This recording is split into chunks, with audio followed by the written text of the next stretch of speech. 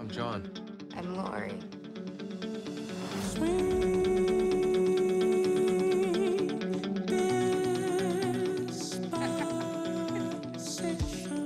I love you. I love you too. I don't understand. I really don't. 35 years old and you're still scared of a little thunder. I am not. Thunder buddies for life, right, Johnny? Okay. I'm not sure what's happening in this new movie, Ted. I think it has something to do with his imaginary friend coming to life. We'll find out more about that later from entertainment reporter Kelly Gillespie one of these days. But in the meantime, Dr. Alex Drecun joins us here once again this morning. We want to talk about imaginary friends because lots and lots of kids love to pretend. Lots of kids like to pretend they have imaginary friends. At what point should we worry? Well, it's a very normal part of child development, especially early in childhood, and it's something that's vital. It's a magical time during a kid's early life where they get to experiment and play and try on new roles and experiment and work through feelings. So it's not something that we want to worry about if it's between the ages of 2 and 6. Okay, if it's between 2 and 6, it's normal, and we'll talk about, you know, what part of it's normal and how to help the child process that information and work through it. But if you're much older than that, say, you know, my age, and I have an imaginary friend named Harvey who's a giant invisible rabbit, that could be a problem? That would be a problem. Some of the signs that parents should look for would be that if it continues... Harvey, stop interrupting. I'm sorry, go ahead.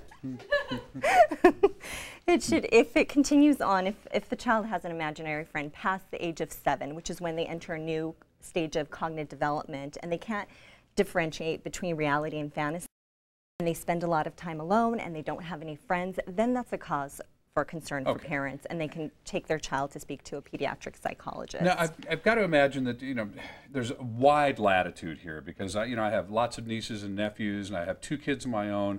Wide latitude as to what's normal and what is just fun, and the kids are just, you know, learning about their world and so forth. And then there's probably some areas that might signal that there's something else going on. So to kind of just talk about the normal first, the process. What are they doing when they're pretending?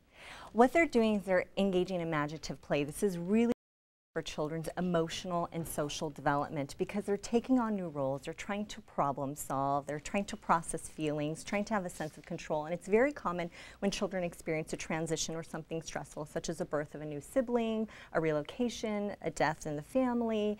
It's just a way for children to understand the dynamic of what's happening. And it's very helpful because what we're finding is, as play is starting to change in children due to the advances in technology, the play is more structured now through video games, and so children aren't tapping into that creative element within the brain, that right side of the brain that allows them to imagine, which is important for the advancement.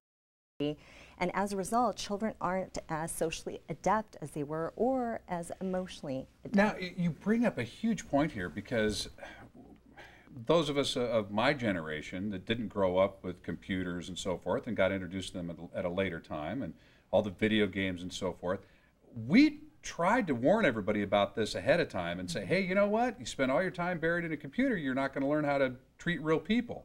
Is that oversimplification or is that a concern? That is a concern because kids are having a difficult time conversating with others, being able to maintain relationships because they're not engaging in those as often as previous generations of children did. So maybe we should take some of the electronic stuff away and take some, at least at that early age between 2 and 7, and not rely on, you know, the fancy latest, you know, electronic way to make our kids smarter, and just let them be kids and play.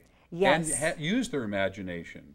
I think you are on point with that because it is critical for their development emotionally so that they can process all that's happening with them. And it's very common for firstborn children and only children to engage in imaginary play, to have an imaginary friend. And it can be in the form of a stuffed animal, it can be an invisible entity, it can be personified. So there's a wide array, and it's very normal, and parents shouldn't worry. If it continues on past the age of 7, then it might be. Only got a couple seconds, but I do want to just add one little caveat here.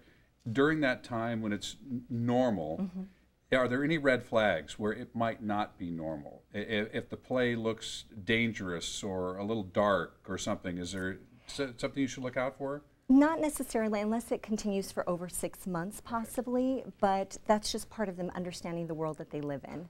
Interesting. Okay, parents, if you have any questions, you seek the help of somebody like Dr. Alex Drecun, and she'd be more than happy to answer your questions, and make an appointment. Go ahead and see her if you need to. Her information's right there.